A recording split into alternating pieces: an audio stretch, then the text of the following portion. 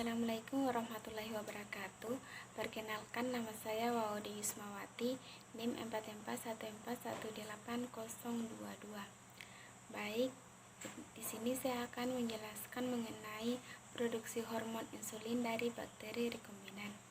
Tahu nggak sih, insulin dipakai sebagai obat untuk menyembuhkan penyakit diabetes karena insulin dapat menurunkan kadar gula di dalam darah. Apa itu diabetes? Diabetes adalah penyakit kencing manis akibat tidak mampu memproduksi insulin dengan baik.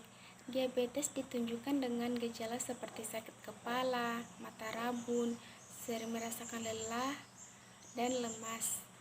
Produksi insulin menggunakan metode DNA rekombinan dan menggunakan bakteri E. coli sebagai inamik.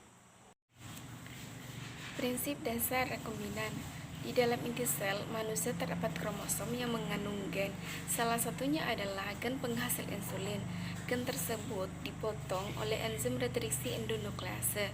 Gen yang dipotong ini nantinya akan dimasukkan ke dalam plasmid bakteri, yaitu plasmid bakteri E. coli yang telah diisolasi. Karena itu plasmid harus dipotong sesuai ukuran gen insulin tadi. Pemotongannya dengan enzim retriksi. Setelah itu, gen insulin dan plasmid disatukan dengan DNA ligase, dan inilah yang disebut sebagai DNA rekombinan. Plasmid yang sudah disisipkan gen dimasukkan kembali ke dalam tubuh bakteri.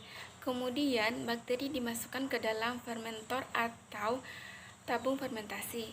Di dalam tabung fermentasi, bakteri didiamkan berkembang biak agar dihasilkan koloni bakteri yang memiliki DNA rekombinan dan dapat memproduksi insulin secara banyak.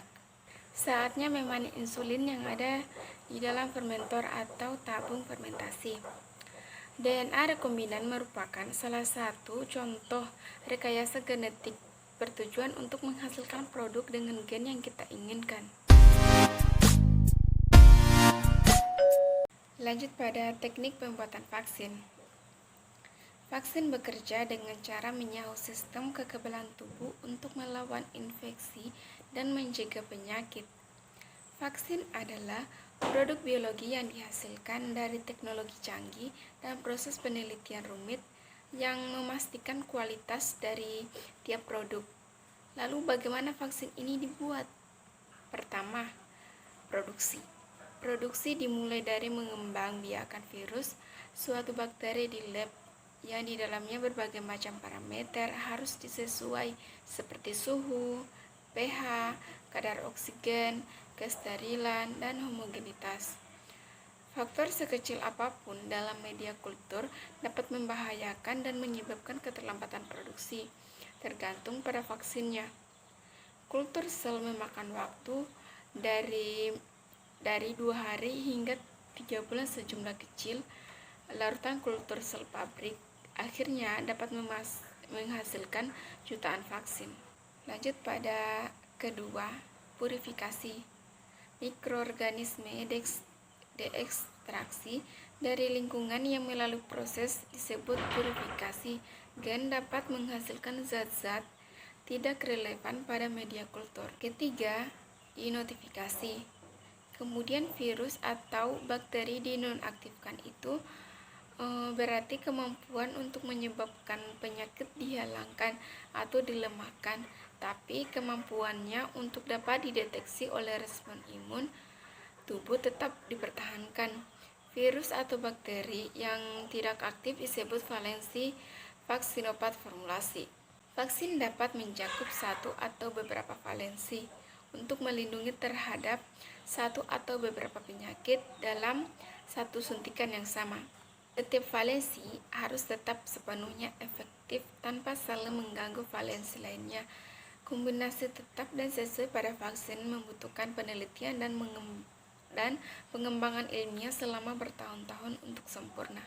Biasanya zat stabil atau bahan pengawet ditambahkan dalam jumlah yang sangat kecil untuk membantu menjamin bahwa vaksin pendetes stabilo kuat dan efektif. Kadang-kadang adjuvan juga ditambahkan untuk meningkatkan respon imun tubuh terhadap vaksin. Nah, selanjutnya pengisian vaksin ke dalam wadah. Vaksin tersebut tentu juga diproduksi dalam bentuk freeze dry. Freeze dry adalah salah satu metode pengeringan yang mempunyai keunggulan dan mempertahankan hasil pengeringan khususnya untuk produk-produk yang sensitif terhadap panas.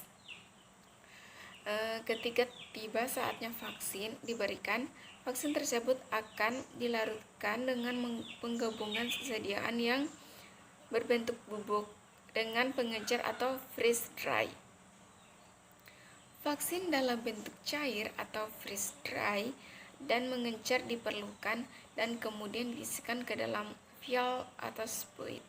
Lalu selanjutnya ada batch release. Sama produksi pabrik pembuatnya akan melakukan banyak uji lab pada setiap batch vaksin untuk memastikan kualitas.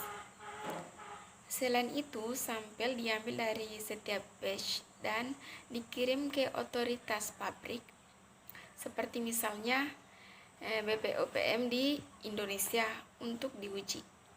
Vaksin harus berhasil melewati rangkaian tes baru dapat didistribusikan. Dan pada pengujian tidak ada pengecualian jika batch tidak memiliki kriteria kualitas, batch akan dimusnahkan.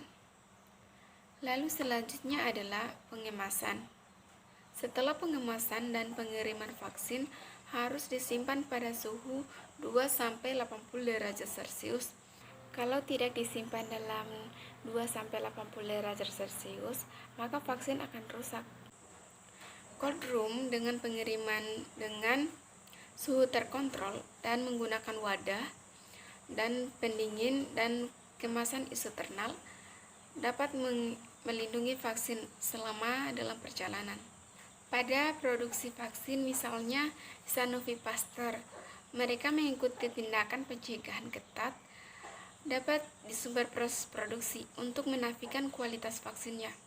Produksi harus berjalan dengan kondisi steril secara total lebih dari 70% dari waktu yang diperlukan untuk memproduksi vaksin dihabiskan untuk kontrol kualitas agar vaksinnya yang diterima oleh masyarakat mempunyai kualitas yang baik.